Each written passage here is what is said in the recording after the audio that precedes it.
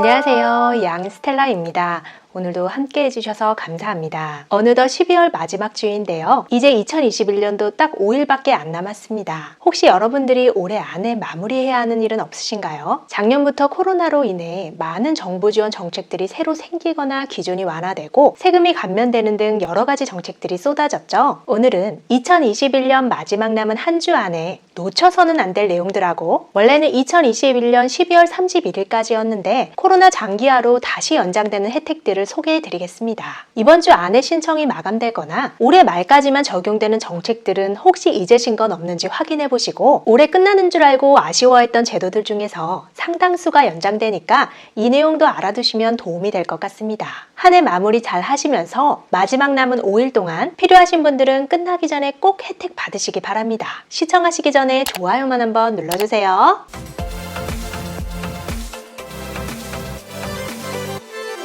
먼저 얼마 전 소개해드린 건강검진은 다행히 올해도 작년에 이어서 6개월 연장이 가능해졌습니다. 자동으로 연장되는 건 아니고요. 국민건강보험공단 지사또는 해당 사업장으로 2022년 1월 3일 이후에 건강검진 대상자로 추가 등록 신청을 하셔야 합니다. 건강검진은 출생연도에 따라 홀짝제로 진행되고 검사 항목은 나이별로 다르지만 만 19세 이상이라면 매년 1회만 스케일링의 건강보험이 적용됩니다. 치주질환 같은 각종 구강질환의 원인이 되는 치태와 치석을 제거하고 예방하는 스케일링은 특히 치아에 붙어있는 치석이 칫솔질만으로는 제거되지 않기 때문에 정기적인 스케일링은 필수적으로 해야 하는데요. 만 19세 이상이라면 연 1회 건강보험이 적용되고 기간은 매년 12월 31일까지니까 올해 스케일링을 안 받으신 분들은 다른 병원들에 비해 상대적으로 코로나로 붐비지 않는 가까운 치과에 방문하셔서 스케일링 받으시면 좋겠습니다. 비용은 건강보험 적용이 안 되면 5만 원 정도 하고요. 건강보험이 적용되면 15,000원에서 2만 원 정도 합니다. 다음으로 국가장학금 신청이 12월 30일에 마감됩니다. 국가장학금은 소득과 재산이 일정 수준 이하인 대학생 중에서 성적 기준을 충족하는 학생에게 지원하는 소득 연계형 장학금인데요. 2022년도에는 국가장학금 예산이 더 확대돼서 학자금 지원 5에서 8구간에 해당하는 학생들에게도 장학금 지원 한도가 대폭 상향되기 때문에 그동안 큰 혜택을 많이 받지 못했던 중산층 대학생들도 반값 등록금 혜택을 누릴 수 있을 전망입니다. 기초생활수급자, 차상위 가구 대학생 자녀에 대한 학자금 지원 금액도 확대되는데요. 2021년에는 기초 차상위 가구 모두 연간 최대 지원 한도가 520만 원이었지만 2022년에는 기초 차상위 가구 첫째 자녀의 경우 연간 최대 700만 원까지, 둘째 이상 자녀는 등록금 전액을 지원받을 수 있습니다. 또한 기존에는 다자녀 셋째 이상 자녀에게 450만 원에서 520만 원의 장학금이 지원됐었지만 내년부터 다자녀 가구 중 셋째 이상 자녀에게 등록금 전액이 지원됩니다. 기존 대학생들이나 대학생 학부모님들은 어느 정도 알고 계실 수 있지만 고3 학생이나 재수생들은 모르는 분들이 많으실 텐데요. 고3 재수생들도 미리 신청이 가능해졌으니까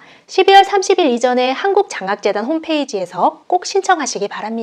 다음으로 긴급복지지원제도의 자격 요건이 크게 완화됐었는데요. 그동안 몇 차례 연장됐지만 12월 31일로 조건 완화가 끝납니다. 긴급복지지원제도는 주소득자의 실직, 휴폐업, 질병 및 부상 등 갑작스러운 위기사유 발생으로 생계유지가 곤란한 저소득층에 생계비와 의료비, 주거비 등을 단기적으로 신속하게 지원해서 어려움을 겪는 가구의 경제적 위기 극복을 위해 마련된 제도인데요. 긴급이라는 말처럼 우선 48시간 내에 돈부터 주고 나중에 사후조사를 하는 방식이라서 갑자기 직장을 잃었거나 폐업, 입원 등으로 막막할 때 큰 도움이 되는 제도입니다. 4인 가구 기준 생계비로 월 126만 원씩 최대 6개월까지 지원되기 때문에 코로나 이후에 많은 분들이 혜택을 받고 더 알려졌는데요. 지원 대상 기준은 중위소득 75% 이하로 4인 가구 기준 월소득 360만 원 정도고 재산 기준이 대도시일 경우 원래는 1억 8,800만 원이 기준이었지만 코로나 위기로 2억 5천만 원으로 올랐다가 지금은 대도시는 3억 5천만 원까지 완화됐습니다.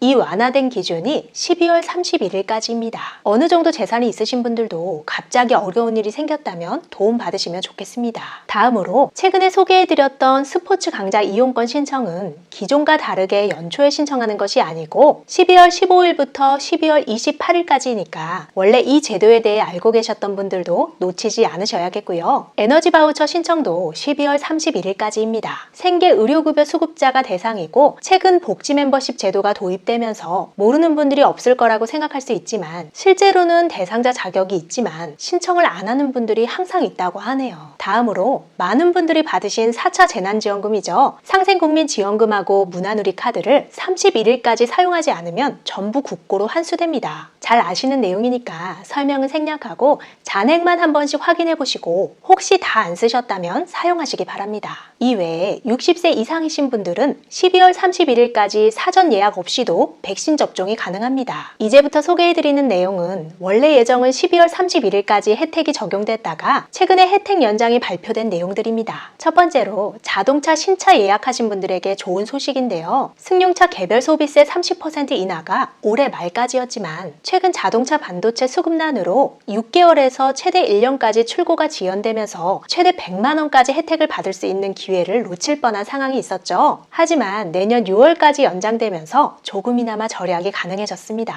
이와 함께 전기 수소차의 취득세 감면이 3년 연장되고요. 경차에 대한 취득세 감면 한도는 75만 원으로 확대됩니다. 다음으로 내년부터 대출 규제가 더 심해진다고 하는데요. 그동안 국내 최소 대출금리라고 할 수 있는 금리 1.2%의 최대 1억 원까지 대출이 가능한 중소기업 청년 전세자금 대출도 올해 12월 31일까지만 일시적으로 생애 한 번만 신청 가능했었는데 23년까지 연장됩니다. 중소기업 단위는 만 34세 이하 청년들은 필수적으로 알아두셨다가 전세 직구할 때 잘 활용하시면 좋겠습니다. 이와 함께 전세보증금 반환을 보장해주는 전세반환 보증보험 보험료 지원 사업도 올해 12월 31일까지였지만 내년 상반기까지 연장되고요. 기존 청약통장에서 3.3%의 추가 금리를 제공해주는 청년우대형 청약통장도 올해 12월 31일까지였는데 2023년 12월 31일로 2년 연장됐고 가입 가능한 소득 기준도 연 3천만 원에서 3,600만 원 이하로 완화됐습니다. 마지막으로 생애 최초로 취득하는 주택에 대한 취득세 감면 기한도 2023년까지 2년 늘어납니다. 생애 최초 주택 취득세 감면 제도는 부부 합산 소득이 연 7천만 원 이하의 가구가 1억 5천만 원 이하 주택을 구입하는 경우에는 취득세를 전액 면제해주고 1억 5천만 원 초과 4억 이하의 주택에 대해서는 취득세 50%를 경감해주는 제도인데요. 보통 주택을 구입하면 취득세 1%, 농어촌 특별세 비과세와 지방교육세 0.1%를 합하여 총 1.1%를 납부해야 하기 때문에 1억 5천만 원의 주택을 구입하면 약 165만 원 정도를 절약할 수 있고